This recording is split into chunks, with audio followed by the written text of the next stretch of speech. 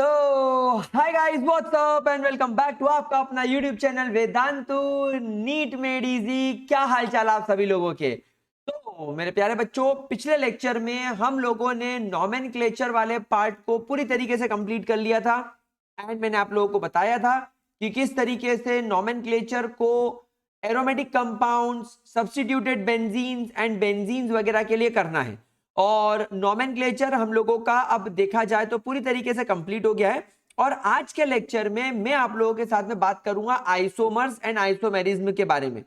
तो गाइज, अभी तक आप लोगों को मैंने जितना भी पढ़ा दिया है, आप विश्वास नहीं मानोगे, आप ट्रस्ट करो, काफी सारे क्वेश्चंस आए हैं। इनफैक्ट जब हम लोग जेई के लिए पढ़ रहे होते हैं तो जेई के तो पिछले 20 साल के अंदर लगभग मान के चलो कि हर साल एक नॉमेनक्लेचर पे क्वेश्चन आया है। इनफैक्ट नीट में भी आया है। और नीट के अंदर तो जो नॉमेनक्लेचर होता है वो जेई के मुकाबले कंपैरेटिवली इजी होता है। तो हम लोगों ने जो ठीक से नॉमेनक्लेचर वाले इस पूरे लेक्चर को, इस पूरी सीरीज को, पिछले 3 पार्ट को लगभग अगर आपने ठीक से देख लिया तो आप लोगों को तो एकदम, जिसको बोलना चाहिए, सॉलिड मजा आ जाएगा। तो बाबू भैया, आज का लेक्चर बहुत ज्यादा इंपॉर्टेंट होने वाला है, तो चलो शुरू करते हैं बिना किसी के। तो चलो गाइस, सबसे पहले हम लोग बात करेंगे यहां पर आइसोमेरिज्म के बारे में। तो आज का लेक्चर थोड़ा सा अलग होने वाला है। मैं आपको लिए पहले से नोट्स बनाकर आया हूं, कुछ क्वेश्चन साथ में लेकर आया हूं, कुछ टॉपिक साथ में लेकर आया हूं। दोनों चीजों को मिक्स करते चलेंगे, पढ़ते चलेंगे और आप लोग साथ साथ नोट्स बनाते चलेंगे। एंड अगर कभी भी कोई भी प्रॉब्लम आती हो तो आपको पता है मेरा यूट्यूब चैनल है ग्रेविटी सर्कल। आपको पता है कि वेदांतु नीट मेड इजी पर अब मैंने पढ़ाना शुरू कर दिया है। हम लोग वेदांतु जेई मेड इजी पर भी पढ़ा रहे हैं। आप मेरे ऑर्गेनिक केमिस्ट्री के लेक्चर्स को प्रॉपर तरीके से रिवाइज कर सकते हो और भी मेरे बहुत सारे अब लेक्चर्स आने शुरू हो जाएंगे। तो अगर आप लोग नीट मेड इजी पर नए हो तो इस चैनल को सबसे पहले सब्सक्राइब कर लो, क्योंकि मैं यहां पर लेने वाला हूं केमिस्ट्री। और अगर आप लोगों ने इस वीडियो को अभी तक अपने दोस्तों के साथ शेयर नहीं किया है तो कर दो, क्योंकि इससे अच्छी जीओसी की सीरीज आपको कहीं नहीं मिलेगी। नीट के क्वेश्चन फ्री ऑफ कॉस्ट इस सीरीज को अटेंड करके ही बन जाएंगे। तो बाबू भैया बहुत ज्यादा मजा आने वाला है। तो यार चलो शुरू करते हैं, बात करते हैं आइसोमेरिज्म के बारे में। गाइस, आइसोमेरिज्म एक फिनोमिनन है, एक इफेक्ट है, एक फिनोमिनन है, एक घटना है जो कहां देखी जाती है। जो देखी जाती है उन कंपाउंड्स के अंदर, जो कहां देखी जाती है उन कंपाउंड्स के अंदर जिनका मॉलिक्यूलर फॉर्मूला तो सेम होता है, लेकिन वो कंपाउंड्स एक दूसरे से इन देयर प्रॉपर्टीज डिफर करते हैं। मतलब आपको दो अलग अलग कंपाउंड दिखेंगे, दोनों का आप देखोगे कि अरे यार मॉलिक्यूलर फॉर्मूला तो सेम आ रहा है, लेकिन इन दोनों ही कंपाउंड की प्रॉपर्टीज में जमीन आसमान का फर्क हो सकता है। लाइक दो कंपाउंड दिखेंगे, दोनों का मॉलिक्यूलर फॉर्मूला सेम दिख रहा होगा, लेकिन दोनों का बॉइलिंग पॉइंट, मेल्टिंग पॉइंट अलग अलग होगा। इनफैक्ट आप देखोगे कि इन दोनों का तो मॉलिक्यूलर वेट भी सेम है, उसके बावजूद इनका बॉइलिंग पॉइंट डिफरेंट होगा, मेल्टिंग पॉइंट डिफरेंट होगा, इनकी ऑप्टिकल प्रॉपर्टी अलग हो सकती है, बहुत सारी प्रॉपर्टीज में फर्क आ जाएगा।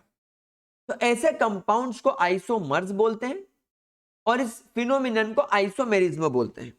तो हम बोल देंगे सच कंपाउंड्स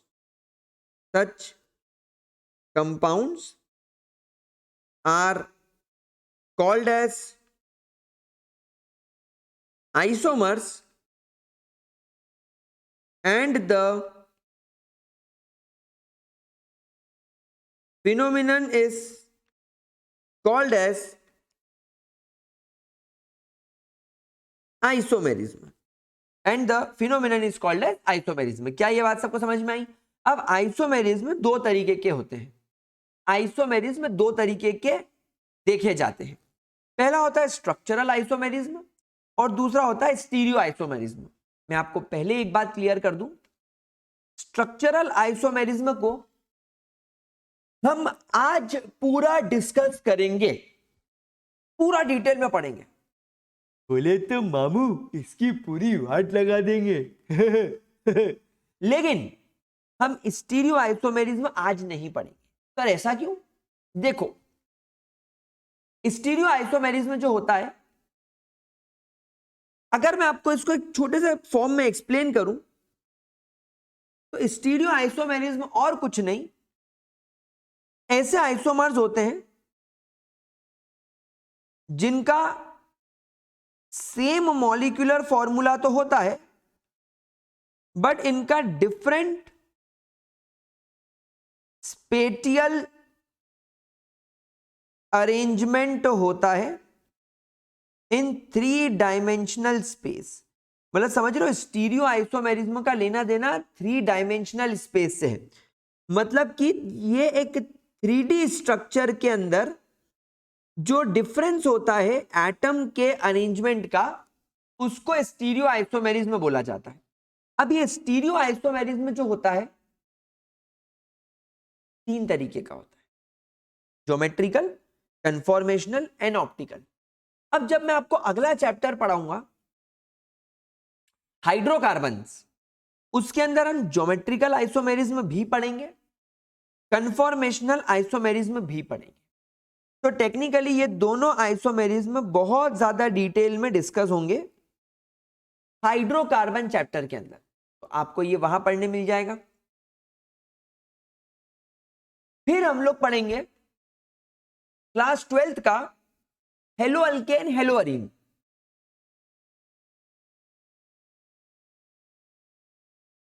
और उस चैप्टर को क्लास 12th का फर्स्ट चैप्टर माना जाता है। उसके अंदर पूरा डिटेल में ऑप्टिकल आइसोमेरिज्म है, पूरा डिटेल में ऑप्टिकल आइसोमेरिज्म उसके अंदर हमें दे रखा है। तो टेक्निकली ये तीनों आइसोमेरिज्म हम लोग अगले चैप्टर्स में करेंगे, इसीलिए मैं इसे यहां पर बिल्कुल इन्वॉल्व नहीं कर रहा हूं। मैं आपको आज केवल और केवल स्ट्रक्चरल आइसोमेरिज्म ही पढ़ा रहा हूं, ठीक है? कोई दिक्कत? चलिए तो आगे चलते हैं और बात करते हैं स्ट्रक्चरल आइसोमेरिज्म के बारे में। क्या होता है स्ट्रक्चरल आइसोमेरिज्म, कैसा होता है स्ट्रक्चरल आइसोमेरिज्म, इस बारे में हम लोग बात करेंगे। सो बेसिकली ऐसे आइसोमर्स जिनका मॉलिक्यूलर फॉर्मूला तो सेम होता है बट इनका स्ट्रक्चर डिफरेंट होता है, दे हैव डिफरेंट स्ट्रक्चर्स।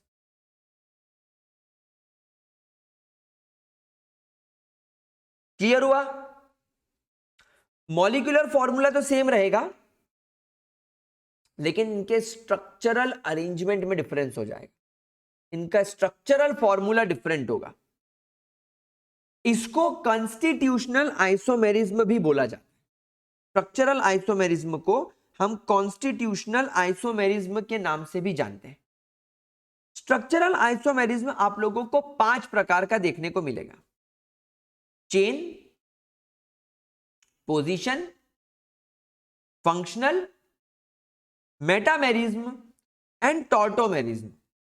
देखो chain, position, function and metamerism तो बहुत इजी होता है। असली दिमाग लगाना पड़ेगा टॉर्टोमेरिज्म के अंदर, एक एक करके सब चीज को डिटेल में पढ़ना शुरू करते हैं। तो सबसे पहले आता है मेरे पास में चेन आइसोमेरिज्म। सर क्या होता है चेन आइसोमेरिज्म? चेन आइसोमेरिज्म के अंदर क्या होगा, मॉलिक्यूलर फॉर्मूला तो सेम होगा बट डिफरेंट चेन होगी in terms of the length, different chain की लेंथ होगी। फॉर एग्जाम्पल आप यहां पर देखो एन ब्यूटेन का मॉलिक्यूलर फॉर्मूला C4H10 होता है। वहीं पर अगर आप यहां पर आइसोब्यूटेन देखोगे तो आइसोब्यूटेन का भी मॉलिक्यूलर फॉर्मूला C4H10 होता है। लेकिन आप देखो ये भी C4H10, ये भी C4H10, एक है एन ब्यूटेन। क्यों? क्योंकि इसके अंदर 4 कार्बन की लंबी चेन है, यानी इसकी चेन की लेंथ हो गई 4 कार्बन की। लेकिन ये जो C4H10 है जिसको मैं आइसोब्यूटेन के नाम से जानता हूं, इसकी चेन लेंथ कितनी है? इसकी चेन की लेंथ केवल और केवल 3 कार्बन की है, 1 कार्बन, 2 कार्बन, 3 कार्बन।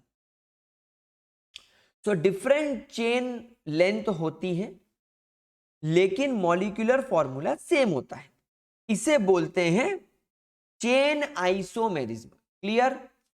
कोई परेशानी, कोई दिक्कत, किसी भी तरीके की कोई भी प्रॉब्लम? पक्का? आगे बढ़े, ग्रेट। अगला होता है पोजीशन आइसोमेरिज्म, यानी कि इसके अंदर क्या होगा, इसके अंदर क्या होगा, इसके अंदर मॉलिक्यूलर फॉर्मूला तो अगेन सेम होगा, बट यहां पर you will observe different position, you will observe different position of functional groups, different position of double bond, different position of triple bond और different position of substituents और different position of substituent। मतलब कि molecular formula same होगा, functional group, double bond, triple bond या कोई substituent अलग अलग जगह पर होगा। फॉर एग्जाम्पल यहां पर आप ऑब्जर्व करो, 1 2 3 4 4 कार्बन की चेन है, यह है आपका ब्यूट 1इन। आप यहां पर क्लियरली देख रहे हो, यहां पर डबल बॉन्ड पहले और दूसरे कार्बन के बीच में, यहां पर पहले और दूसरे कार्बन के बीच में डबल बॉन्ड। लेकिन जब आप यहां पर देखोगे तो यह बन जाएगा ब्यूट 2इन, यानी यहां पर डबल बॉन्ड दूसरे और तीसरे कार्बन के बीच में है। ये पहला कार्बन माना तो ये दूसरा और ये तीसरा। बोलो बोलो, टेल टेल, समझ में आ रहा है मेरे गुलजारी लालो? पक्का? तो ये हो गया आपका पोजीशन का डिफरेंस। भाई सब कुछ सेम है। अगर आप इसका मॉलिक्यूलर फॉर्मूला चेक करोगे तो C4 3 4 5 6 7 8 H8, और इसका भी अगर आप मॉलिक्यूलर फॉर्मूला चेक करोगे तो C4H8। तो दोनों के मॉलिक्यूलर फॉर्मूले तो सेम हो गए, दोनों के मॉलिक्यूलर फॉर्मूले तो सेम हो गए, लेकिन दोनों के डबल बॉन्ड की पोजीशन में फर्क आ गया। कोई प्रॉब्लम मेरे प्यारे बच्चों? कोई दिक्कत, किसी भी तरीके की कोई भी इशू? अगला देखो, अब यहां पर आप इसको बोलोगे प्रोपेन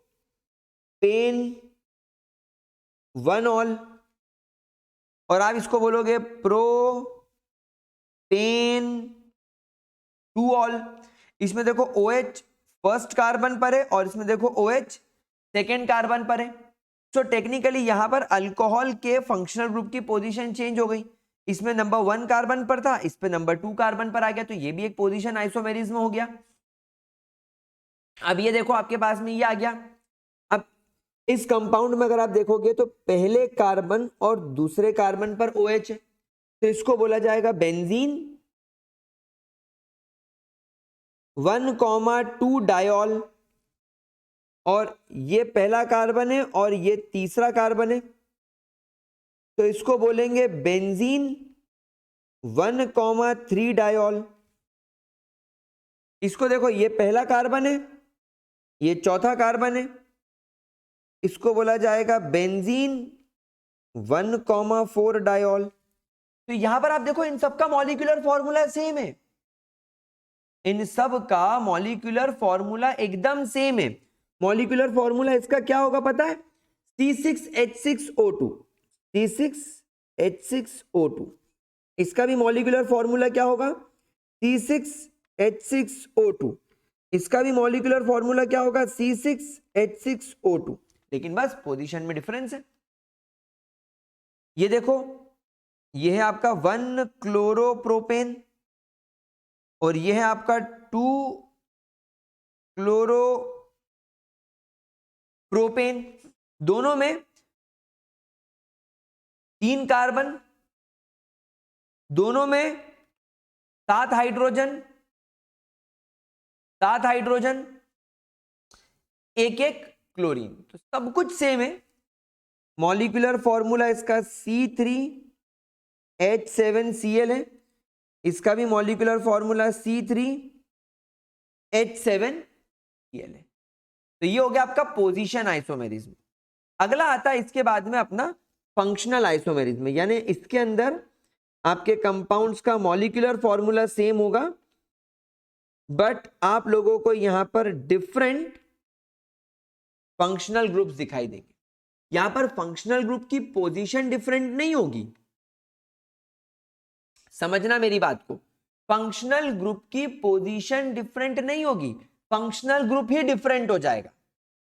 जैसे पोजीशन में आपने देखा कि यहां भी Cl है पहले कार्बन पर और यहां Cl है सेकेंड कार्बन पर, तो यहां पर अपने क्लोरीन की पोजीशन बदल गई, लेकिन यहां पर फंक्शनल ग्रुप ही बदल जाएगा। तो यहां पर आप जैसे देख रहे हो, यह है आपका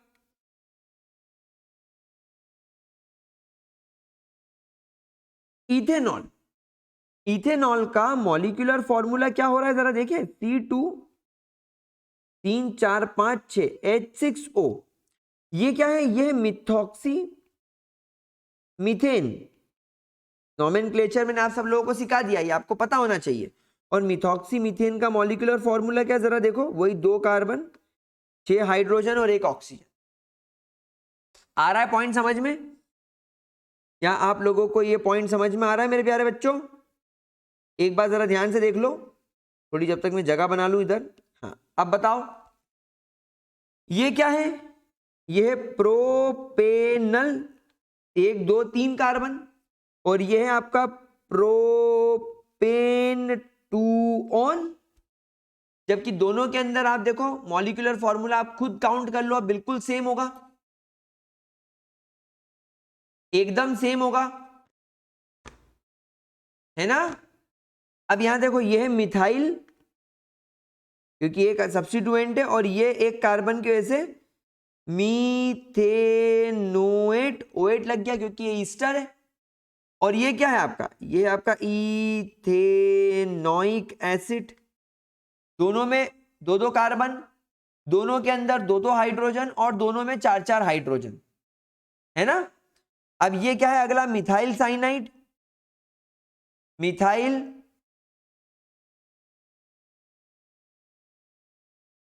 साइनाइड या मिथाइल नाइट्राइल बोल लो, मीथेन नाइट्राइल। और ये दूसरा क्या हो जाएगा, आइसोसाइनाइड, क्योंकि इसमें नाइट्रोजन कनेक्टेड है। तो मिथाइल आइसोसाइनाइड।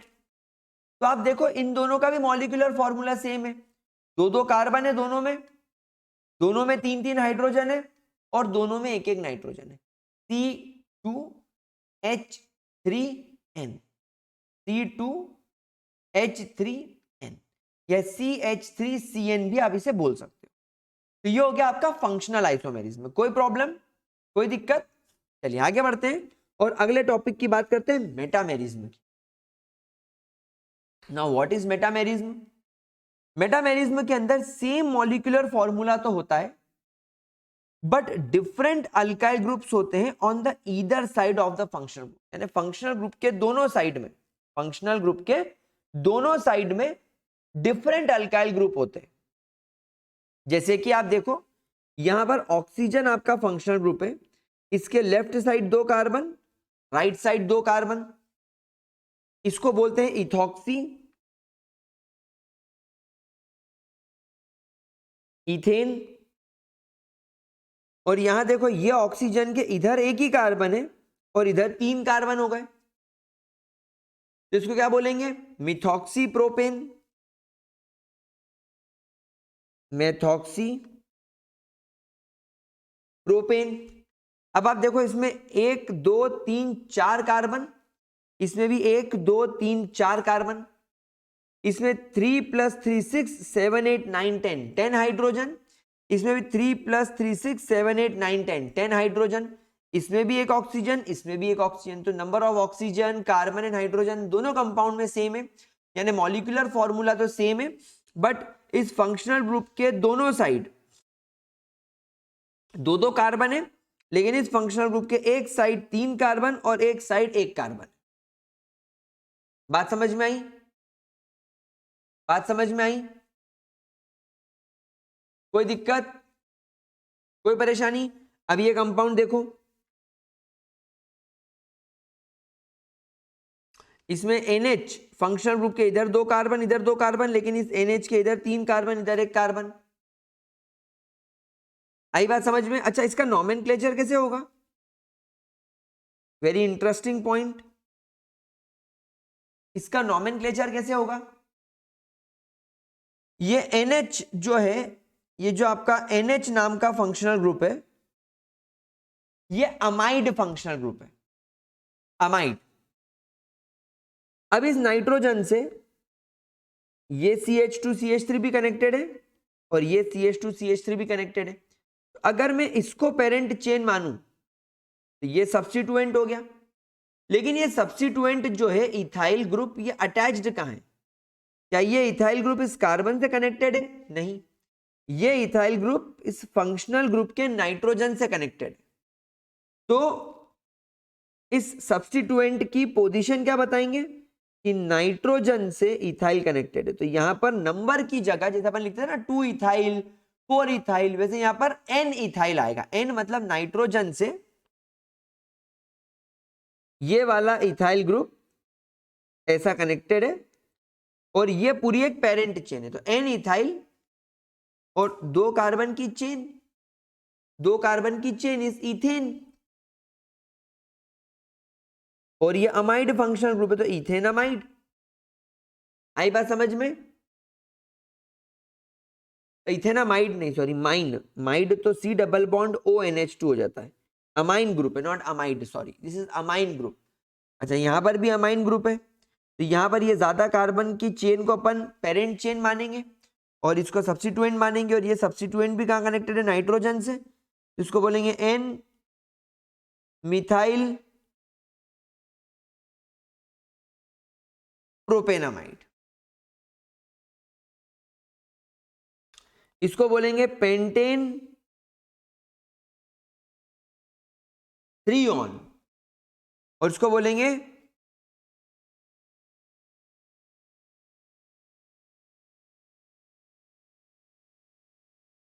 अरे क्या कर दिया मैंने, पेंटेन 2 ऑन। अब आप देखो इसके अंदर भी फंक्शनल ग्रुप के एक साइड 3 कार्बन और फंक्शनल ग्रुप के एक साइड 1 कार्बन, लेकिन यहां पर फंक्शनल ग्रुप के एक साइड 2 कार्बन, इधर भी 2 कार्बन, तो ये सब एक दूसरे के मेटामर्स हो गए। क्या आप सभी लोगों को मेटामर्स निकालना आया? क्या आप सभी बच्चा लोगों को मेटामर्स निकालना आ गया? क्या आप लोगों को मेटामर्स के अंदर कोई दिक्कत, कोई परेशानी, कोई प्रॉब्लम, किसी भी तरीके का कोई भी इशू तो नहीं? पक्का? क्या हम आगे बढ़ सकते हैं? चलिए, तो फिर बिना देर करे आगे बढ़ते हैं और बात करते हैं टॉटोमेरिज्म के बारे में। Let's talk about tautomerism. अब मेरे प्यारे बच्चों, टॉटोमेरिज्म क्या होता है?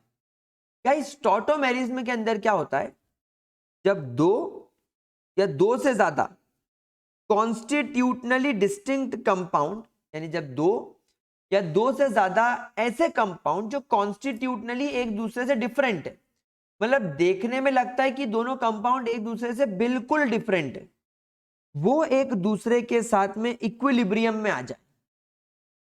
और वो दोनों एक दूसरे के साथ में इक्विलिब्रियम में क्यों आ जाएंगे? Because of shift of an atom, generally proton. Because of shift of atom, generally proton, from one place to another place in a molecule. यानी 2 कंपाउंड जो एक दूसरे के आमने सामने बने हैं, इन दोनों में डिफरेंस है, लेकिन ये दोनों कंपाउंड फिर भी एक दूसरे के साथ में इक्विलिब्रियम पर क्यों आ जाते हैं? क्योंकि इस कंपाउंड के अंदर एक एटम, जनरली हाइड्रोजन ने अपनी पोजीशन चेंज कर ली, और जब वो हाइड्रोजन ने अपनी पोजीशन चेंज करी तो वो ये कंपाउंड की तरह दिखने लगा, या इस कंपाउंड के हाइड्रोजन ने अपनी पोजीशन चेंज करी तो वो ये कंपाउंड बन गया। तो बेसिकली ये दोनों कंपाउंड एक दूसरे के साथ में इस प्रकार इक्विलिब्रियम में आ जाते हैं। इस फिनोमिनन को बोला जाता है टॉटोमेरिज्म। देखो बेटा, एक बात हमेशा ध्यान रखना, टॉटोमेरिज्म पर बहुत टाइम क्वेश्चन आया है। हम कई बार केवल एनसीईआरटी पढ़कर कीटो इनॉल कॉन्फर्मेशन देखकर आगे बढ़ जाते हैं, लेकिन वो कीटोइनॉल का ट्रांसफॉर्मेशन जो है, वो कीटोइनॉल का जो फॉर्मेशन है, वो कहीं ना कहीं ये टॉटोमेरिज्म से जुड़ा हुआ था। तो हम लोगों को टॉटोमेरिज्म के बारे में ठीक से पता होना चाहिए कि ये कैसे काम करता है, इसके पीछे क्या कॉन्सेप्ट है। तो बेटा ये जो आपका कॉन्स्टिट्यूशनल आइसोमर्स होता है which are in dynamic equilibrium differ from each other, मतलब आपके वो कंपाउंड जो एक दूसरे के साथ में स्ट्रक्चरल आइसोमेरिज्म भी शो कर रहे हैं, क्योंकि यहां पर कॉन्स्टिट्यूशनल आइसोमर्स लिखा है, मतलब ये जो दो कंपाउंड आमने सामने होंगे इनके अंदर स्ट्रक्चरल लेवल पर डिफरेंस होगा। दोनों का मॉलिक्यूलर फॉर्मूला सेम होगा बट स्ट्रक्चरल फॉर्मूला डिफरेंट होगा। तो दोनों कन्फॉर्मेशनल आइसोमर डायनेमिक इक्विलिब्रियम में क्यों आते हैं? दो कारणों की वजह से। पहला, इलेक्ट्रॉन का डिस्ट्रीब्यूशन हो, एक दूसरे के अंदर इलेक्ट्रॉन घूमना चालू करे, एक मॉलिक्यूल के अंदर एक जगह से इलेक्ट्रॉन दूसरी जगह चले जाए और उस वजह से एक मोबाइल एटम की पोजीशन में चेंज आ जाए। मोबाइल एटम की पोजीशन के अंदर डिफरेंस आ जाए, यानी पहले हाइड्रोजन कहीं होगा एंड बाद में हाइड्रोजन कहीं और पहुंच जाएगा। क्या ये बात समझ में आ रही है आप लोगों को? क्या ये चीज बहुत ज्यादा बढ़िया तरीके से क्लियर हो गई? तो अब मैं आप लोगों को इसका एक बेसिक सा एग्जाम्पल लिख के बताता हूं ताकि आपको बेटर तरीके से समझ में आए। तो इमेजिन करो आपके पास में एक एक्स नाम का एटम है, एक एक्स नाम का एटम है। ये एक्स नाम का एटम एक सिंगल बॉन्ड से जुड़ा हुआ है वाई से, और ये वाई एक डबल बॉन्ड से जुड़ा हुआ है जेड से। और ये जो एक्स है ना, इसके पास में एक हाइड्रोजन भी है जो इसके साथ में सिंगल बॉन्ड से जुड़ा हुआ है। अब क्या होगा, ध्यान से सुनना। अब यहां पर ये वाला डबल बॉन्ड टूट कर इस जेड के पास आ जाएगा। आपको क्या दिखने लगेगा कि ये जेड और वाई के बीच में एक सिंगल बॉन्ड आ गया, और ये वाला जो बॉन्ड है, ये वाला बॉन्ड अब जेड के पास चला गया। तब जेड के पास में आपको ये बॉन्ड दिख रहा होगा। अब जैसे ही ऐसा होगा, ये एक्स बोलेगा बाप रे बाप, मेरे मॉलिक्यूल में लोचा, मेरे इस वाई को तो डबल बॉन्ड के साथ रहने की आदत पड़ गई है। अब अगर ये वाई के पास में सिंगल बॉन्ड बन जाएगा तो प्रॉब्लम हो जाएगा। इसलिए ये एक्स क्या करेगा, इस कमजोर हाइड्रोजन की वाट लगा देगा और इसके देगा बम पे लात, और ये डबल बॉन्ड को पहुंचा देगा यहां पर। तो ये डबल बॉन्ड अब आपको यहां पर आता हुआ दिखेगा। इस वजह से अब आप लोगों को एक्स और वाई के बीच में दिखेगा डबल बॉन्ड। अब ये हाइड्रोजन बोलेगा है, नुकसान हो गया, अकेला हो गया, अब मेरा क्या होगा करके रोएगा, जोर जोर से रोएगा, पछाटे मार मार के रोएगा, इतना रोएगा कि इसकी पॉटी निकल जाएगी। तो फिर इसको आवाज आएगी जेड से कि आजा आजा। क्यों? क्योंकि जेड के पास में एक बॉन्ड एक्स्ट्रा है, एक इलेक्ट्रॉन पेयर एक्स्ट्रा है, इसीलिए ये हाइड्रोजन तुरंत में अपनी पोजीशन चेंज करके पहुंच जाएगा एच के पास, तुरंत पहुंच जाएगा एच के जेड के पास, सॉरी। तो ये कंपाउंड और ये कंपाउंड जो है, they are actually tautomers, they are actually tautomers. इन्हें टॉटोमर्स बोला जाता है। कोई प्रॉब्लम, कोई परेशानी? क्या ये चीज क्लियर हो गई? जरा ध्यान से देख लो, ठीक है? 100% चीज क्लियर हो गई मेरे प्यारे बच्चों? क्या हम आगे बढ़े? अब मैं आपको इसके कुछ एग्जाम्पल्स कराऊंगा, लेकिन एग्जाम्पल कराने से पहले एक जरूरी बात सीख लो। हमेशा ध्यान रखना, हमेशा एक इंपॉर्टेंट बात ध्यान रखना। आपके पास में कार्बन है और इस कार्बन के पास में लेट से कोई भी एक फंक्शनल ग्रुप है।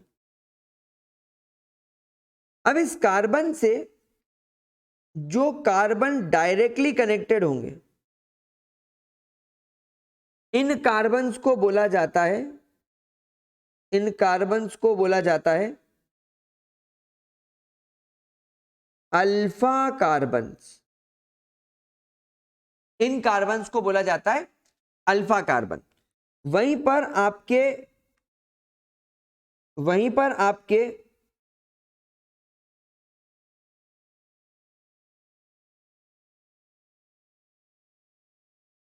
ये कार्बन जिससे कि हाइड्रोजन जुड़े हुए हों,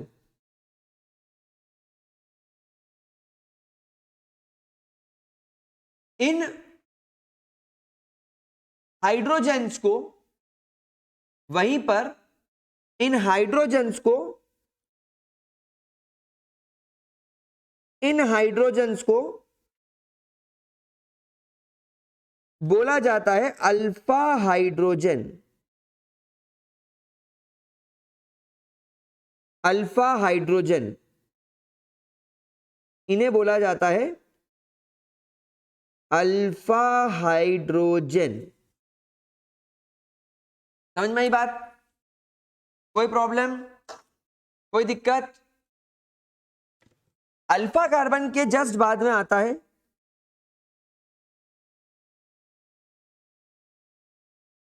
अल्फा कार्बन के जस्ट बाद में आता है beta carbon. Beta carbon and likewise. तो आप लोगों को मैंने टॉटोमेरिज्म पढ़ाने से पहले एक इंपॉर्टेंट चीज बता दी, that you must know what is alpha hydrogen and you must know what is an alpha carbon. तो यहां पर हम लोग ध्यान रखेंगे, एक स्टार बनाकर पॉइंट लिखेंगे, that generally in tautomerism alpha hydrogen जो है it always changes its position. ये जो आपका अल्फा हाइड्रोजन है यही अपनी पोजीशन चेंज करता है। समझ में आ रही है बात आप लोगों को? जनरली जो अपनी पोजीशन चेंज करता है वो अल्फा हाइड्रोजन ही करता है। तो एक बात हमेशा ध्यान रखना, टॉटोमेरिज्म उन्हीं कंपाउंड्स में देखा जाएगा, टॉटोमेरिज्म उन्हीं कंपाउंड्स में देखा जाएगा जिन कंपाउंड्स के अंदर अल्फा हाइड्रोजन की अवेलेबिलिटी होगी। अगर कोई ऐसा कंपाउंड जिसमें अल्फा कार्बन की अवेलेबिलिटी है ही नहीं तो वो कभी भी टॉटोमेरिज्म में शो नहीं कर पाएगा।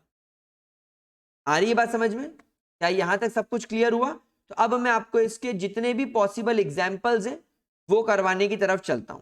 चलें आगे? चलो चलो चलो चलो चलो, बहुत बढ़िया। तो फिर आगे बढ़ते हैं और पहला आता है डाइनफिनॉल टॉटोमेरिज्म। घबराओ मत, बिल्कुल मत घबराओ, सिर्फ इस कंपाउंड को ध्यान से देखो। इसी चैप्टर में मैं आपको एरोमेटिक कंपाउंड के रूल्स पढ़ाऊंगा कि कंपाउंड एरोमेटिक कब होता है। वैसे अभी आप यहां पर देखो, एरोमेटिक कंपाउंड में ऑल्टरनेट पोजीशन पर डबल बॉन्ड होने चाहिए। क्या इस कंपाउंड में ऑल्टरनेट पोजीशन पर डबल बॉन्ड दिख रहा है क्या? यहां है, यहां नहीं है, यहां है, यहां नहीं है, यहां भी नहीं है। तो इन दो जगह पर डबल बॉन्ड नहीं है। टेक्निकली यहां पर डबल बॉन्ड होना चाहिए था पर नहीं, तो ये नॉन एरोमेटिक कंपाउंड हो गया। अब यहां पर ध्यान से देखना,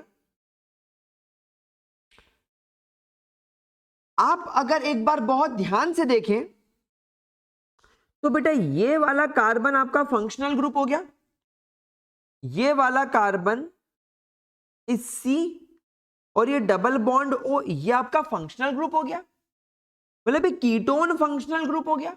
तभी तो इस रिंग का नाम डाइनॉन लिखा है, ओ एन ई नाम के आखिरी में जो आ रहा है ये इस कीटोन फंक्शनल ग्रुप को ही शो कर रहा है। तो अब एक बात बताओ, इस फंक्शनल ग्रुप के पास वाला कार्बन दिस इज अल्फा, ये वाला carbon this is also alpha.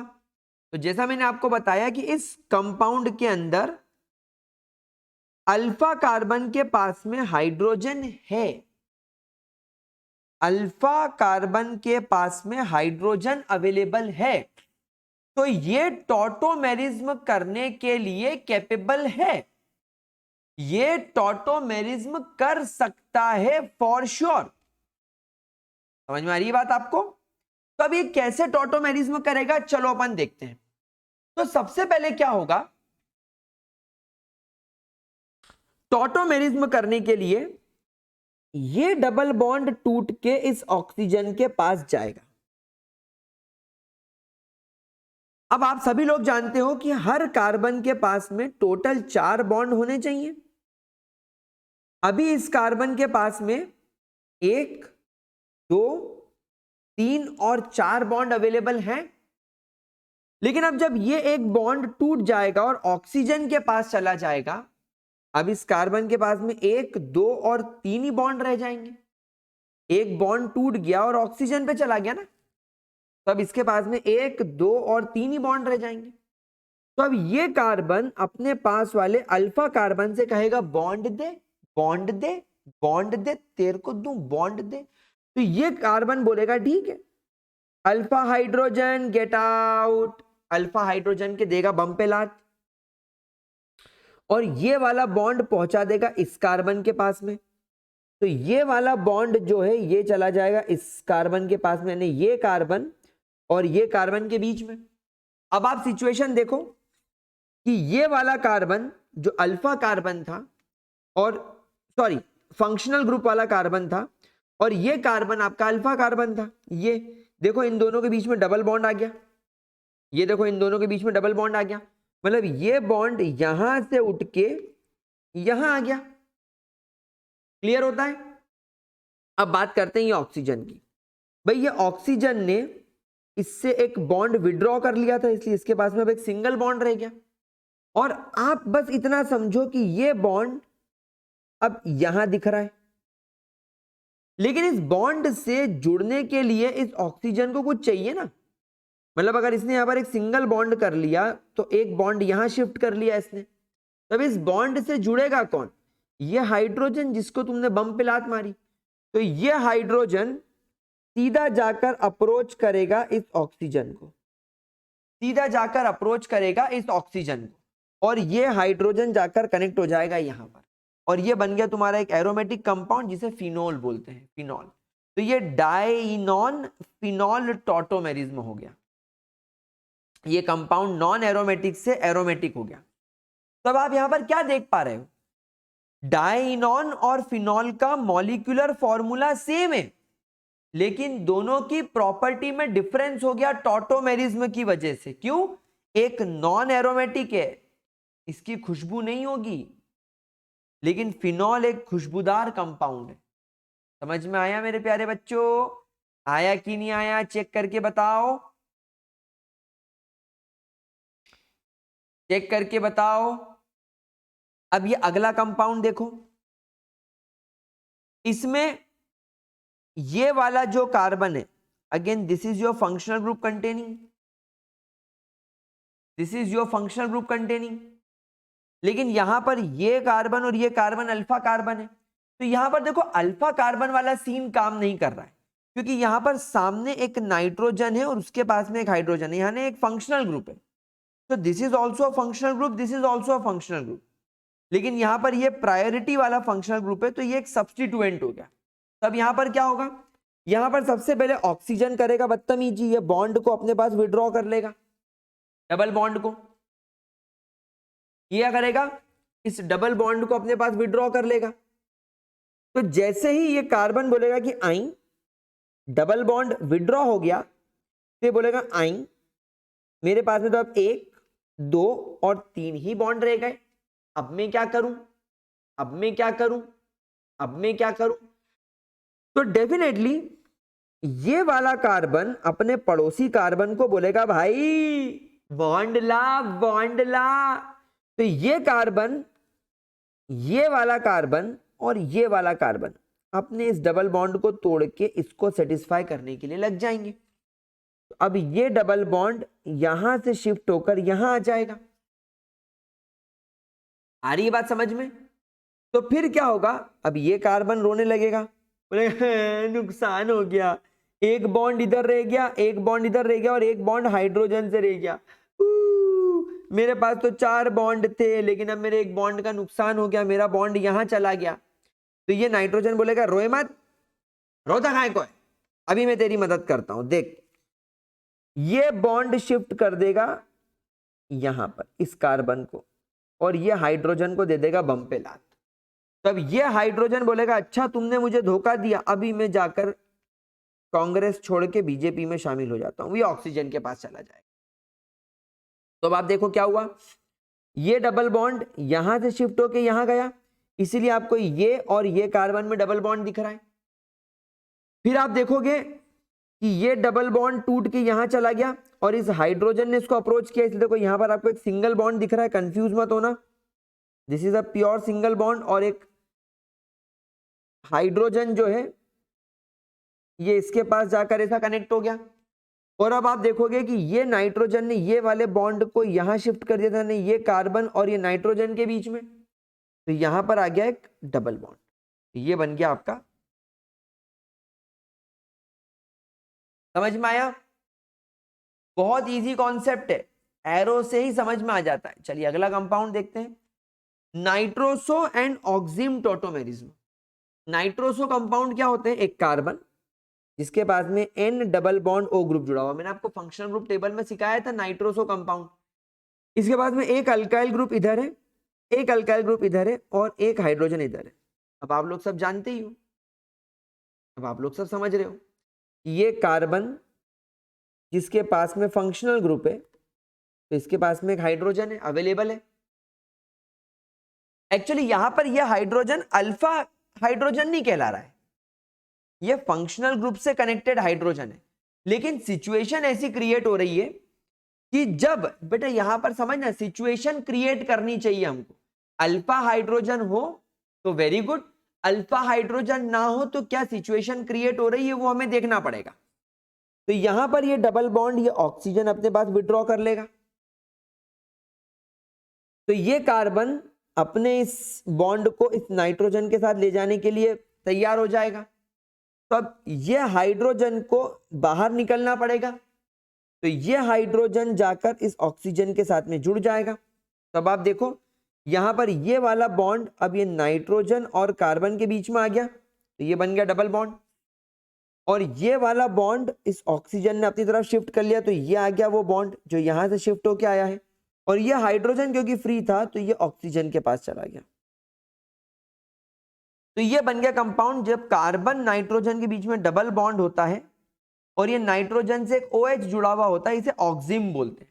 और आप एक बात हमेशा ध्यान रखना, हमेशा इस बात को ध्यान रखना दैट आपके nitroso compound are always unstable, लेकिन ऑक्सिम आर ऑलवेज स्टेबल। इसलिए जो इक्विलिब्रियम हो रहा है ना, ये इक्विलिब्रियम हमेशा ऑक्सिम की तरफ शिफ्ट करेगा। यानी इस दुनिया में हर चीज क्या चाहती है, खुद को स्टेबल करना। इसलिए आपके पास में अगर किसी केमिकल रिएक्शन के अंदर नाइट्रोसो कंपाउंड बन रहा है, तो आप एक बात हमेशा ध्यान रखना, नीट वाले आपको हमेशा उलझाएंगे। वो आपको एक केमिकल रिएक्शन दे देंगे, लेट्स से ऐसे ऐसी रिएक्शन हो रही है। अब आप बोलोगे यार इस केमिकल रिएक्शन में प्रोडक्ट तो नाइट्रोसो बनना चाहिए, आप नाइट्रोसो लगाकर आगे बढ़ जाओगे, लेकिन आप वहां पर एक चीज में मार खा गए, टॉटोमेरिज्म करना भूल गए। मैंने आपको सिखा दिया कि एक नाइट्रोसो कंपाउंड हमेशा अनस्टेबल होता है और इस दुनिया में कोई भी चीज अनस्टेबल नहीं रहना चाहती, तो डायनेमिक इक्विलिब्रियम हमेशा फॉरवर्ड डायरेक्शन में शिफ्ट कर जाएगा। यानी नेचर इसको फोर्स करेगा टॉटोमेरिज्म करने के लिए, और इस वजह से ये टॉटोमेरिज्म करके कन्वर्ट हो जाएगा ऑक्सिम में जो स्टेबल है। आपका जो फाइनल प्रोडक्ट रहेगा, भले ही आपको सिखाया गया है नाइट्रोसो बनाना, लेकिन अल्टीमेटली वो ऑक्सिम पे जाकर रुकेगा और आपका फाइनल आंसर होगा ये। तो नीट में आपको आंसर लगाना पड़ेगा ऑक्सिम, ना कि नाइट्रोसो। समझ में आ गई बात? लेकिन एक बात हमेशा ध्यान रखना, अगर आपके नाइट्रोसो कंपाउंड के पास में अल्फा हाइड्रोजन लैक करता है, जैसे यहां पर ये हाइड्रोजन लैक हो रहा है इस कार्बन से, यानी ये कार्बन के पास में अगर हाइड्रोजन नहीं है, जैसे आप देखो ये कार्बन के पास में यहां पर एक ब्यूटाइल ग्रुप आ गया और ये दो अल्काइल ग्रुप है और ये नाइट्रोसो ग्रुप है, तो अब इसके पास में, इस कार्बन के पास में क्या आपको कोई हाइड्रोजन दिख रहा है? नहीं, you are observing zero hydrogen over here, इसलिए ये नाइट्रोसो कंपाउंड स्टेबल होगा। तो अब आपको यहां पर एक रिस्क और बढ़ गई। पहले आपको आपके प्रोडक्ट के अंदर ये चेक करना पड़ेगा, पहले आप लोगों को आपके प्रोडक्ट के अंदर ये चेक करना पड़ेगा कि कहीं अल्फा हाइड्रोजन मिसिंग तो नहीं है। यानी वो कार्बन जिससे कि फंक्शनल ग्रुप जुड़ा हुआ है, ये फंक्शनल ग्रुप हो गया, तो ये कार्बन के पास में कहीं हाइड्रोजन मिसिंग तो नहीं है। अगर यहां पर हाइड्रोजन मिसिंग है तो ये कंपाउंड स्टेबल है, यही आपका फाइनल आंसर है। लेकिन अगर आपके पास में हाइड्रोजन अवेलेबल है तो फिर ये अनस्टेबल होगा, फिर आपको ऑक्सीजन बनाना पड़ेगा। तो ये भी देखो मॉलिक्यूलर फॉर्मूला दोनों का सेम, लेकिन दोनों के अंदर टॉटोमेरिज्म हो गया। अगला होता है नाइट्रोएजेनिक टॉटोमेरिज्म। नाइट्रोएजेनिक टॉटोमेरिज्म, यहां पर नाइट्रोजन है, नाइट्रोजन के पास में एक डबल बॉन्ड है, तो यहां पर ये नाइट्रोजन और ऑक्सीजन के बीच का डबल बॉन्ड ये ऑक्सीजन तोड़ लेगा। तो नाइट्रोजन बोलेगा अरे यार नुकसान हो गया, मैं क्या कर लूं। तो ये नाइट्रोजन के पास में जो कार्बन है बोलेगा ए बेवकूफ डरे मत, ये ले डबल बॉन्ड अपन बनाते हैं। तो ये हाइड्रोजन बोलेगा अच्छा सालो, मेरे को बत्ती दे दी तुमने, मेरे को निकाल दिया, तुम्हारी एसी की जैसे तुम्हारी बीबी के तुम्हारे बच्चे काले। ये बोलेगा हाँ तुम्हारी ऐसी की तैसी, तेरी बीबी कैसी, साले तेरे बच्चे काले। अब क्या होगा, ये हाइड्रोजन ये ऑक्सीजन के पास चला जाएगा। तो यहां पर आप देखो ये नाइट्रोजन और कार्बन के बीच में बन गया डबल बॉन्ड, ये नाइट्रोजन और ये ऑक्सीजन के बीच में हो गया सिंगल बॉन्ड, और ये जो डबल बॉन्ड था ये शिफ्ट होकर यहां आ गया, ये देखो, और ये हाइड्रोजन जाकर उस पर अटैच हो गया, ये बन गया agenic compound, is called as agenic compound. कितना इजी है ये बहुत ज्यादा इजी। क्या इसके अंदर कोई प्रॉब्लम, क्या इसके अंदर कोई दिक्कत, क्या इसके अंदर कोई परेशानी? जरा देखो ध्यान से इसको, क्या आप लोगों को ये समझ में आ रहा है? मेरे बिल्लोटियों, मेरे लाडलो, मेरे बच्चों, मेरे राजदुलारो, मेरे बकुड़ो, पक्की बात? फिर आगे बढ़ते हैं और बात करते हैं imine and enamine tautomerism. Imine and enamine tautomerism, यहां पर कार्बन और नाइट्रोजन में डबल बॉन्ड है, तो ये नाइट्रोजन इस डबल बॉन्ड को अपनी ओर खींच लेगा। तो ये वाला कार्बन बोलेगा चल अपुन तेरे से डबल बॉन्ड बनाएगा, हाइड्रोजन तू बाहर जा। तो हाइड्रोजन जाकर इस नाइट्रोजन के साथ में जोड़ी बना लेगा। तो यहां पर अब आप लोगों ने क्या देखा, ये कार्बन और ये नाइट्रोजन में एक बॉन्ड चला गया, इसलिए अब इस कार्बन और इस नाइट्रोजन में you are observing a single bond. इस कार्बन और इस कार्बन में सिंगल बॉन्ड था और एक बॉन्ड ये आ गया, इससे अब इस कार्बन और इस कार्बन में आपको एक डबल बॉन्ड दिखाई दे रहा है। और ये जो डबल बॉन्ड था इसमें से एक बॉन्ड ये नाइट्रोजन ने अपनी ओर खींच लिया, ये रहा वो बॉन्ड। अब इस बॉन्ड से अटैच किसको करेगा, ये रहा वो हाइड्रोजन जो इधर नाइट्रोजन के पास आया था बॉन्डिंग बनाने। समझ में आई बात? देखो इसको ध्यान से, कोई प्रॉब्लम आ रही हो तो कमेंट सेक्शन में पूछना। अगला is very important, keto enol tautomerism. Keto enol tautomerism, यहां पर अब आप देखो ये कार्बन और ये ऑक्सीजन में डबल बॉन्ड है, तो ये ऑक्सीजन डबल बॉन्ड अपनी ओर विड्रॉ कर लेगा। तो ये कार्बन बोलेगा चल मेरा डबल बॉन्ड तू ले, तो ये हाइड्रोजन बोलेगा मेरे से धोखा, तो मैं जा रहा हूं ऑक्सीजन के पास, चलो। तो यहां पर क्या हुआ, ये कार्बन और ये ऑक्सीजन में डबल बॉन्ड था, लेकिन अब ये कार्बन ये ऑक्सीजन में सिंगल बॉन्ड आ गया। ये कार्बन में सिंगल बॉन्ड था, लेकिन अब ये कार्बन में डबल बॉन्ड आ गया, क्योंकि ये बॉन्ड उठ के इसके बीच में चला गया। और ये हाइड्रोजन इस ऑक्सीजन के पास चला गया, ये हमें दिख रहा है। और यही वो बॉन्ड है जो यहां से उठ के यहां आया। तो ये ग्रुप होता है कीटो ग्रुप, और इस ग्रुप को बोलते हैं इनॉल ग्रुप।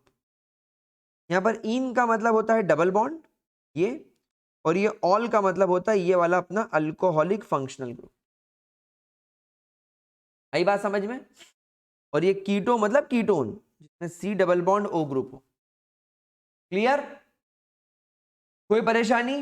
चलिए अब आगे बढ़ते हैं। और अब मैंने आपके लिए एक क्वेश्चन लाया है, इस क्वेश्चन को जरा चेक करो और इसके अंदर जरा टॉटोमेरिज्म करने की कोशिश करो कि क्या हो भी पा रहा है या नहीं, कैसे होगा, किधर से कर सकते हैं,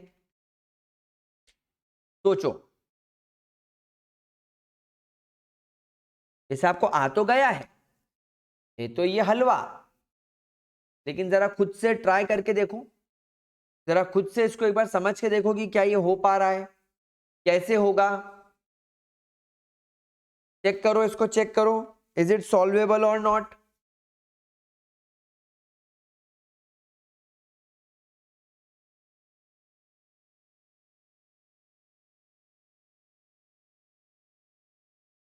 देखो इसको,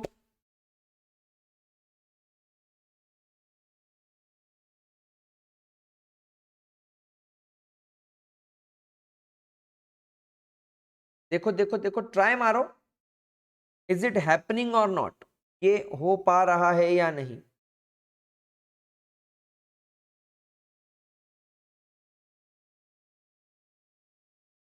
देखो,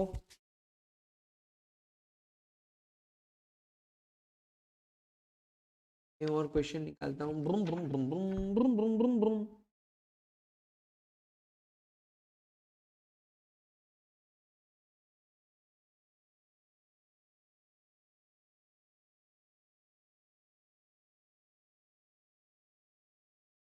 हम्म, हम्म, हम्म।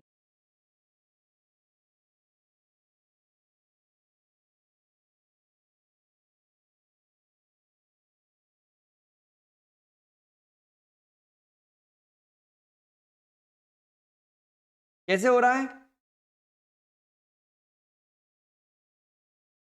देखो, क्लियरली विजिबल है कि या तो यहां पर होगा या तो यहां पर होगा। किसी एक में ही कर पाओगे, हर किसी में नहीं कर पाओगे, हाँ ध्यान रखना। तो मैं इसमें करके देखता हूं। तो ये डबल बॉन्ड इसने खींच लिया, तब ये कार्बन बोलेगा कि अरे यार, मेरे पास में तो 1 2 और 3 ही बॉन्ड रह गए। तो अब ये कार्बन बोलेगा चल मैं तेरे साथ डबल बॉन्ड बनाता हूं। तो यहां पर ये बॉन्ड इधर चला जाएगा, तो ये हाइड्रोजन बोलेगा जानी हमारे साथ में धोखा, तो अब हम जाकर इस ऑक्सीजन के साथ में गठबंधन कर लेते हैं। तो अब आप देखेंगे कि ये कार्बन, इसके पास में आ गया ऑक्सीजन, ऑक्सीजन से जुड़ गया ये वाला हाइड्रोजन, ये कार्बन और ये CH में आ गया एक सिंगल बॉन्ड, ये हो गया अपना CH3। अच्छा, ये C डबल बॉन्ड O तो है ही, और ये हो गया आपका CH3। आई बात समझ में प्यारे बच्चों, क्या ये बात समझ में आई? अब यहां पर एक इंटरेस्टिंग बात बताऊं, अब यहां पर एक इंटरेस्टिंग बात बताऊं, ये अपने आप को और ज्यादा स्टेबलाइज कैसे करेगा पता है? आप लोगों ने हाइड्रोजन बॉन्डिंग का नाम तो सुना होगा, आप लोगों ने हाइड्रोजन बॉन्डिंग का नाम तो सुना होगा। तो अब आप यहां पर ऑब्जर्व करो, ये वाला ऑक्सीजन और ये वाला हाइड्रोजन, यानी इस एक मॉलिक्यूल का ही हाइड्रोजन और इसी मॉलिक्यूल का ऑक्सीजन आपस में इंटरा मॉलिक्यूलर हाइड्रोजन बॉन्डिंग कर लेंगे। ये देखो, तो एक रिंग फॉर्मेशन हो गया, एक रिंग जैसा बन गया ये, जो एक ओपन चेन लाइक स्ट्रक्चर था, अब वो एक ऐसा रिंग लाइक स्ट्रक्चर बन गया। आई बात समझ में आप लोगों को मेरे प्यारे बच्चों? कोई दिक्कत इसके अंदर? पक्की बात, ये फोल्ड हो गया। तो इसकी वजह यहां पर ये भी है दैट यहां पर इंट्रा मॉलिक्यूलर, इंट्रा मतलब मॉलिक्यूल के अंदर ही, दो अलग अलग मॉलिक्यूल के बीच में नहीं, एक ही मॉलिक्यूल के अंदर। तो ये हो गया इंट्रा मॉलिक्यूलर हाइड्रोजन बॉन्डिंग, और यहां पर आ गया इसका टॉटोमेराइजेशन। तो टॉटोमेराइजेशन और इंट्रामोलिकुलर हाइड्रोजन बॉन्डिंग की वजह से आप देख पाएंगे that this molecule is stable, ये मॉलिक्यूल हो गया स्टेबल। चलिए देख लो इसको एक बार, फिर मैं आपको 3 मॉलिक्यूल्स दूंगा, उनमें आप लोगों को टॉटोमेरिज में देखना है, करना है, इनफैक्ट आपको प्रेडिक्ट करना है मोस्ट स्टेबल टॉटोमर, सबसे ज्यादा स्टेबल टॉटोमर आपको इसके अंदर प्रेडिक्ट करना है। टॉटोमर टॉटोमर साले, तू भी मर, टॉटोमर टॉटोमर टॉटोमर। करें आगे चले, चलो। तो देखो क्वेश्चन,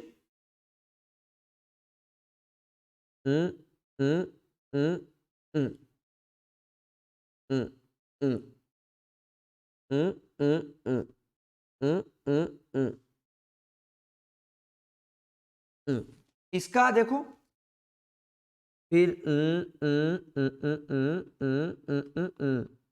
पौ पौ पौ पौ पौ पौ पौ पौ पौ।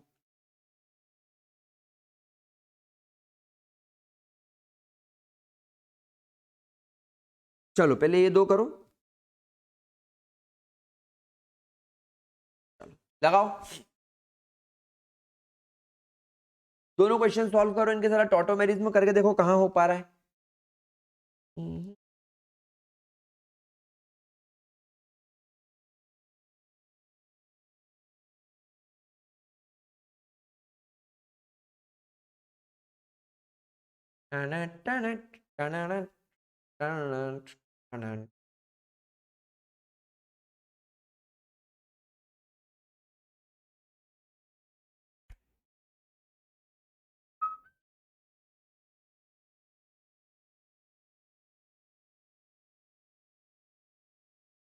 जवान है टारा टाटा, जवान तू तारा टाटा।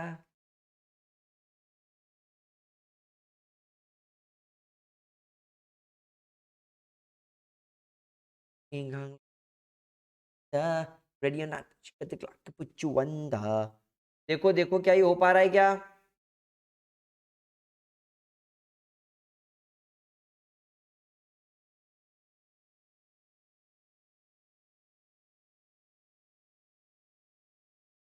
तो यहां पर मेरे को ये भी एक कार्बन दिख रहा है और ये भी एक कार्बन दिख रहा है, लेकिन इस कार्बन के पास वाले कार्बन पे भी अनसेचुरेशन है, लेकिन इस कार्बन के पास वाले कार्बन पर अनसेचुरेशन नहीं है। मतलब ये वाला जो कार्बन है इसका एक बॉन्ड इधर है, ये एक बॉन्ड इधर है और एक बॉन्ड इधर है, चौथा बॉन्ड कहाँ होगा? मतलब डेफिनेटली चौथे बॉन्ड पर एक हाइड्रोजन होगा, तभी तो इसके 4 बॉन्ड सेटिस्फाइड है। तो हमारे लिए केस आसान हो गया। जैसे ही ऑक्सीजन डबल बॉन्ड को अपनी ओर खींचेगा, ये वाला कार्बन, मैं एक काम करता हूं, इनकी पोजीशन इंटरचेंज कर देता हूं, CH3 यहां लिख देता हूं, H यहां लिख देता हूं, ताकि बॉन्ड को ट्रांसफर करने में मेरे को आसानी रहे। ये इस बॉन्ड को यहां ट्रांसफर कर देगा, तो हाइड्रोजन ऑटोमेटिकली ट्रांसफर यहां हो जाएगा। तो जरा देखते हैं क्या हो पा रहा है। ये हो गया डबल बॉन्ड, ये हो गया डबल बॉन्ड, यहां CH3 रह गया, यहां ऑक्सीजन आ गया, ऑक्सीजन ने एक सिंगल बॉन्ड लेके हाइड्रोजन जोड़ लिया और यहां आ गया डबल बॉन्ड। बस ये हो गया आपका कंपाउंड तैयार बनके। ये हो गया इसका टॉटोमेराइजेशन। क्या आपको इसका टॉटोमेराइजेशन करना आया? Very good. अब अगले में ट्राई करो। अगला तो बहुत इजी है, बहुत इजी है, मेरे ख्याल से बहुत आराम से हो जाएगा ये।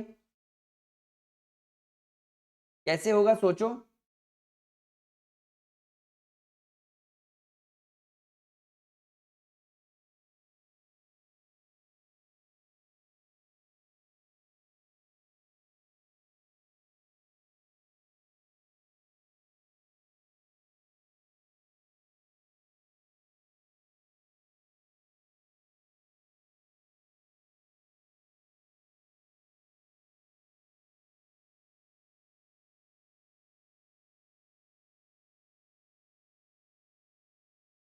लाइक अ सोल्जर जवान है टारा टाटा, जवान तू टारा टाटा, जवान है टारा टाटा, जवान तू टारा टाटा।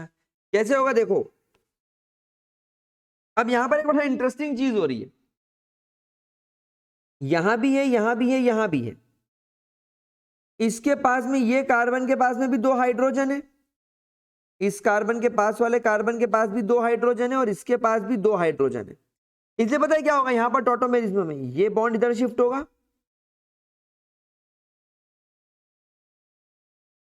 पहले अपन H बनाएंगे सबके ऐसे, ये बॉन्ड इधर शिफ्ट होगा और ये बॉन्ड इधर शिफ्ट होगा। इस वजह से ये हाइड्रोजन अपना बॉन्ड इधर शिफ्ट करेगा, ये हाइड्रोजन अपना बॉन्ड इधर शिफ्ट करेगा और ये हाइड्रोजन अपना बॉन्ड इधर शिफ्ट करेगा।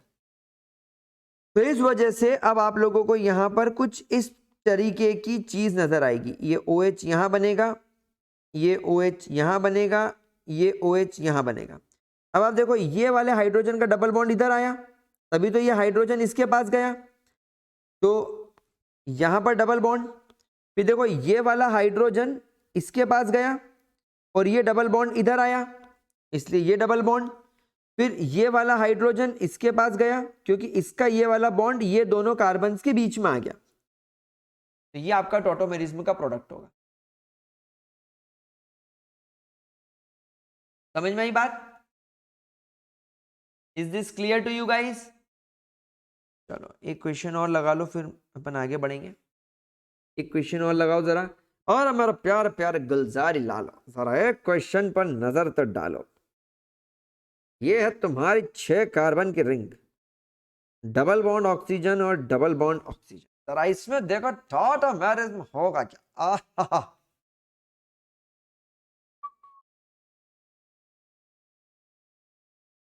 जल्दी नहीं करना, जल्दी बिल्कुल नहीं करना, जल्दी का काम शैतान का।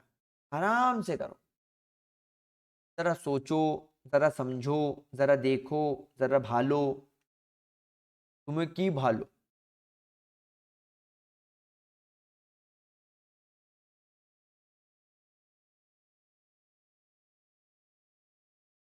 Ready? oh my the way, hey.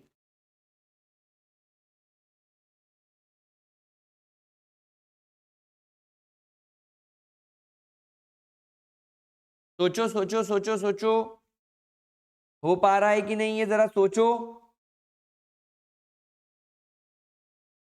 देखो जरा इसको।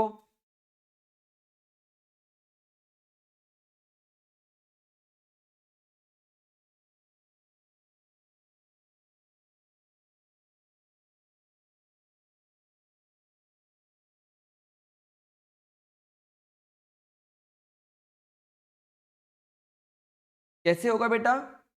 देखो ये कार्बन और ये ऑक्सीजन में डबल बॉन्ड है, और ये कार्बन ये ऑक्सीजन में डबल बॉन्ड। अब बात ये है कि अगर ये डबल बॉन्ड विड्रॉ कर लेगा तो इसके पास में ये और ये कार्बन के पास में हाइड्रोजन होना चाहिए, लेकिन बात यह है कि इस कार्बन के पास में एक और एक, 2 बॉन्ड ये हैं, 3 बॉन्ड ये हैं, है ना? मतलब एक बॉन्ड हाइड्रोजन से होगा, एक बॉन्ड हाइड्रोजन से होगा, लेकिन इसके पास वाले के पास में भी केवल एक ही हाइड्रोजन है, तो बेसिकली इसके अंदर टॉटोमेरिज्म हो ही नहीं पाएगा, क्योंकि इनके पास में अल्फा हाइड्रोजन की अवेलेबिलिटी है ही नहीं। अल्फा हाइड्रोजन की अवेलेबिलिटी है ही नहीं, देख लो खुद, खुद ही देख लो, दिख ही नहीं रही है भाई। यहां डबल बॉन्ड आ गया ना, तो यहां पर शिफ्ट कैसे करोगे? अगर यहां से शिफ्ट कर दोगे तो यहां का हाइड्रोजन यहां आ जाएगा, तो यहां डबल बॉन्ड नहीं लग पाएगा।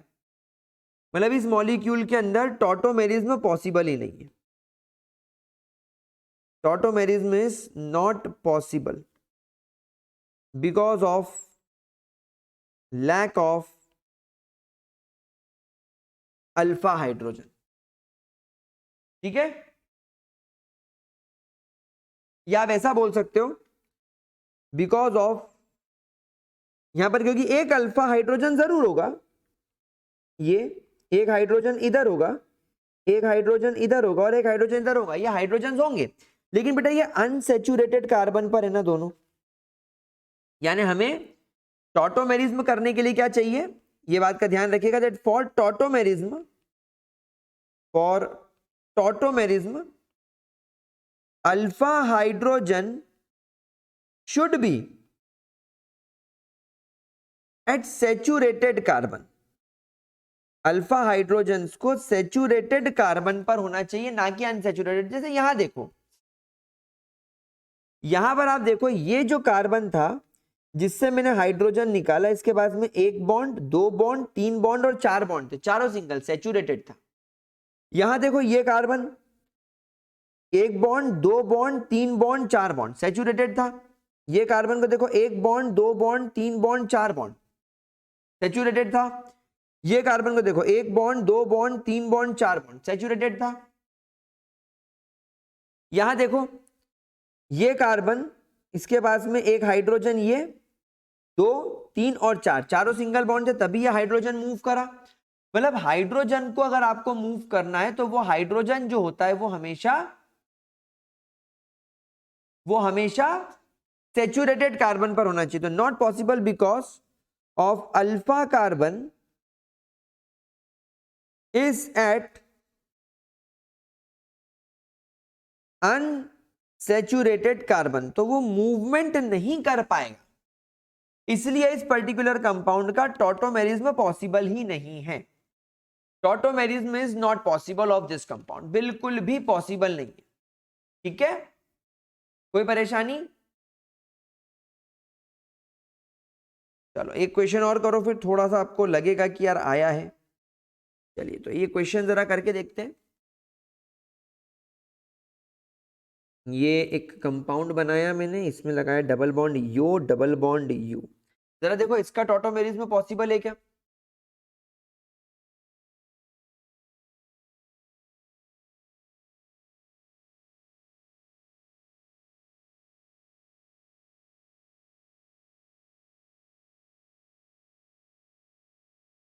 Even a stretch for ya like Seoul, Japan.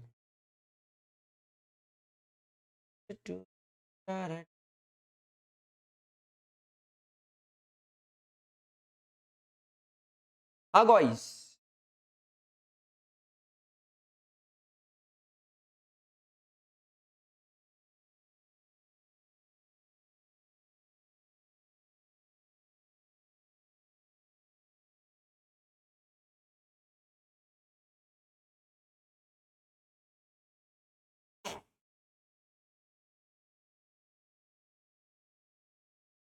अब यहां पर मेरे को 2 केस नजर आ रहे हैं। ये कार्बन डबल बॉन्ड ऑक्सीजन के पास में, ये कार्बन है जिसके पास में 2 हाइड्रोजन अवेलेबल है और ये मतलब सैचुरेटेड भी है। तो यहां पर ये जरूर हो सकता है कि ये डबल बॉन्ड इधर आ जाए, ये हाइड्रोजन इधर चला जाए और ये हाइड्रोजन इसको अप्रोच करे। तो यार ये कुछ ऐसा नजर आएगा, डबल बॉन्ड O अपनी जगह पे, ये O, ये H और यहां एक डबल बॉन्ड। हो तो सकता है, हो तो सकता है, बिल्कुल हो सकता है। और यहां पर यह हाइड्रोजन या ऑक्सीजन में इस तरीके का डबल बॉन्ड आ जाए, बस यही केस तो पॉसिबल है। और क्या पॉसिबल है? बिल्कुल पॉसिबल है, ये केस हो सकता है। कुछ बच्चों ने इसके लिए शायद ये किया होगा, कुछ बच्चों ने शायद ये सोचा होगा कि यहां हाइड्रोजन है, यहां हाइड्रोजन है, तो हम डबल बॉन्ड को यहां भेज देते हैं, ये बॉन्ड को यहां भेज देते और ये हाइड्रोजन को इसको अप्रोच करवा देते हैं। तो ये कुछ ऐसा दिखने लगेगा, डबल बॉन्ड O H, और ये मतलब इस H को मैं यहां की जगह यहां लगा दूंगा और इसके बीच में भी ये हो सकती है इंट्रामोलिकुलर हाइड्रोजन बॉन्डिंग, तो ये भी पॉसिबल है। भाई लगभग दोनों मॉलिक्यूल्स हो सकते हैं और मेजरली आपको यही होता हुआ दिखेगा। तो अब आपको टॉटोमेरिज्म समझ में आ गया, समझ में आ गया सबको टॉटोमेरिज्म। चलिए तो फिर आगे बढ़ते हैं और बात करते हैं अनसैचुरेशन नंबर की, जिसको डिनोट किया था बाय यू। गाइस ये वेरी इंपॉर्टेंट चीज है। यहां पर अनसैचुरेशन नंबर कहां यूज होता है, ध्यान से सुनिएगा। किसी भी ऑर्गेनिक कंपाउंड का जो मॉलिक्यूलर फॉर्मूला होता है ना, उसके पास में कुछ इंफॉर्मेशन होती है। इसके बारे में, about the number of rings and multiple bond between carbon carbon, like carbon carbon double bond और carbon carbon triple bond in a compound. यानी किसी एक ऑर्गेनिक कंपाउंड का मात्र मॉलिक्यूलर फॉर्मूला देख लेने से हमें यह समझ में आ जाएगा कि क्या वो ऑर्गेनिक कंपाउंड रिंग फॉर्म में है, या क्या वो ऑर्गेनिक कंपाउंड में कार्बन कार्बन के बीच में डबल बॉन्ड है, क्या उन कंपाउंड्स में कार्बन कार्बन के बीच में ट्रिपल बॉन्ड? और ये पता लगाने के लिए कि किसी एक ऑर्गेनिक कंपाउंड में किसी रिंग की, डबल बॉन्ड की प्रेजेंस है या नहीं, उसके लिए इस्तेमाल किया जाता है unsaturation number of a hydrocarbon. इस अनसैचुरेशन नंबर को यू से डिनोट किया जाता है और गाइस इसका एक फिक्स फॉर्मूला है, जहां पर सी जो होता है मेरे प्यारे बच्चों, जहां पर ये जो सी होता है इसका मतलब है number of tetravalent atom present, मतलब टेक्निकली कार्बन कितने हैं। एच का मतलब होता है कितने नंबर ऑफ मोनोवेलेंट एटम है। गाइस मोनोवेलेंट एटम का मतलब एटम जिनकी वैलेंसी 1 है, जैसे hydrogen, fluorine, chlorine, bromine, iodine, इनकी वैलेंसी 1 कंसीडर करी जाती है। एंड एन जिनकी वैलेंसी 3 होती है। ट्राईवेलेंट एटम जिनकी वैलेंसी 3 होती है, दे आर ट्राईवेलेंट एटम, जैसे नाइट्रोजन। तो ये फॉर्मूला होता है C+1 minus H minus N by 2। This formula is use for finding कि एक कंपाउंड के अंदर अनसैचुरेशन तो नहीं है। ठीक है, जरा इसको एक बार देख लो, फिर मैं आपको इसके कुछ एग्जांपल्स करवाता हूं। देख लो एक बार फटाफट से।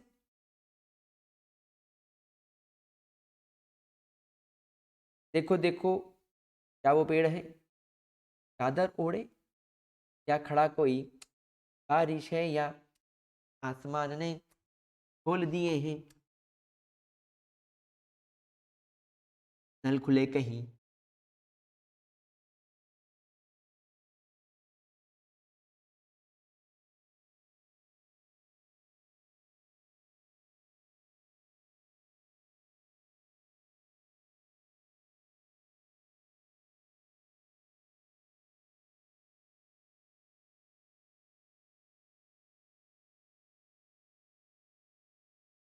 देखो फटाफट।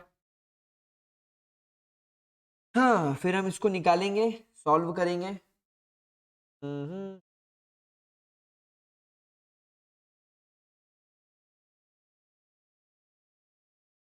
हम्म हम्म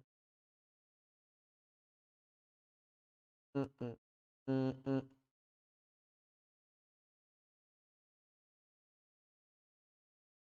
ठीक है, चलो। अच्छा, ये जो अनसैचुरेशन नंबर होता है इसको इंडेक्स ऑफ हाइड्रोजन डेफिशिएंसी या डिग्री ऑफ अनसैचुरेशन भी बोला जाता है। For example C6H5N, C6H5N। यार ये देखने में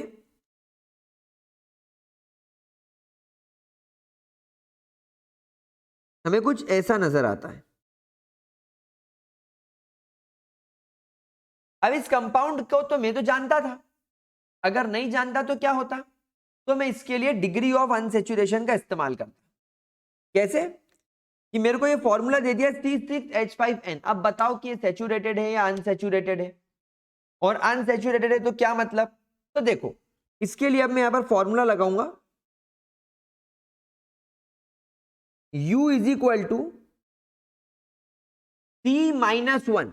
अब C+1, सॉरी यहां पर नंबर ऑफ कार्बन कितने 6, तो 6+1 माइनस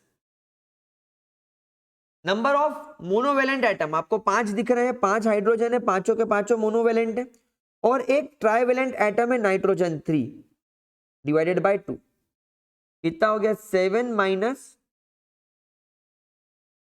6+1 7, एंड 7 माइनस, अरे मैंने 3 लिख दिया सॉरी, यहां पर आएगा 1, एक नाइट्रोजन है ना, ट्राइवेलेंट एटम कितना 1, तो 5 में से 1 गया तो बचा 4, 4 डिवाइडेड बाय 2 बचा 2, तो 7 माइनस 2, तो 7 माइनस 2 यानी कि 5, तो इसके अंदर अनसैचुरेशन कितना हो गया 5, इसके अंदर अनसैचुरेशन हो गया 5, मतलब कि ये अनसैचुरेटेड कंपाउंड है।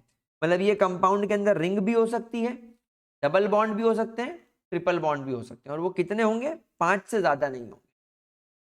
यानी अगर एक रिंग है तो ये एक हो गया, एक डबल बॉन्ड, दो डबल बॉन्ड, तीन डबल बॉन्ड, तो वो 3 हो गए, तो 1 + 1 + 1 + 1 यानी कि 4।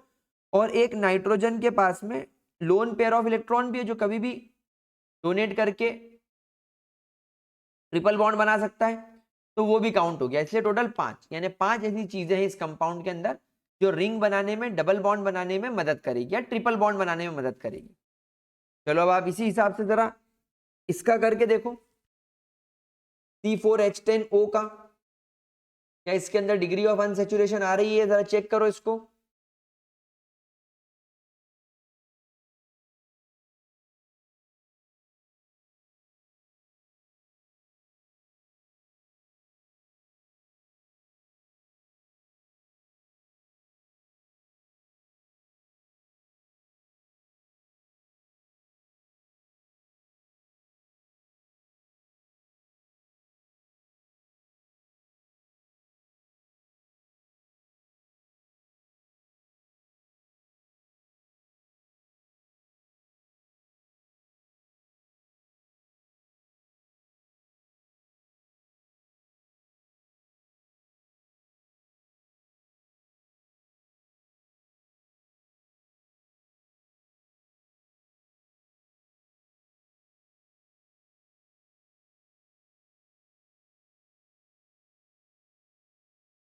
देखो, तो U = C, 4 है यहां पर, 4 कार्बन +1 माइनस हाइड्रोजन है 10, 10 मोनोवेलेंट, और ट्राइवेलेंट तो एक भी नहीं है, ऑक्सीजन तो डाइवेलेंट होता है, तो 0 / 2 हो जाएगा 4 + 1 5, 10 / 2 यानी कि 5, यानी 5 - 5 यानी कि 0। इसका मतलब यह है कि यह कंपाउंड सैचुरेटेड कंपाउंड है, ना कि अनसैचुरेटेड। यानी इसके अंदर कोई डबल बॉन्ड, कोई ट्रिपल बॉन्ड, कोई रिंग, ऐसा कुछ भी लफड़ा नहीं है। यह साइक्लिक कंपाउंड भी नहीं होगा। लेकिन अगर आप नीचे वाले को चेक करोगे तो यहां पर 5 कार्बन +1 माइनस 10 हाइड्रोजन और कोई भी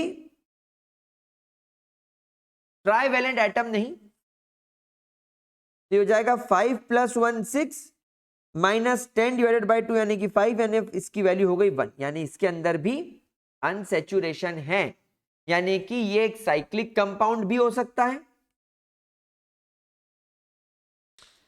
जैसे कि ये एक इस प्रकार का साइक्लिक कंपाउंड भी हो सकता है। देखो इसमें 1 2 3 4 और 5 कार्बन है, और हर कार्बन पर 2 हाइड्रोजन होता है, हर कार्बन पर 2 हाइड्रोजन है, तो ये H10 हो गया। वहीं पर ये ऐसा भी हो सकता है CH3 CH2 CH2 CH double bond CH2। यहां पर भी 5 हाइड्रोजन कार्बन है, 1 2 3 4 5, 2 2 4 6 7 8 9 10, और 10 हाइड्रोजन है। देखो आप, तो इस तरीके से आप प्रेडिक्ट कर पाओगे कि ये क्या है।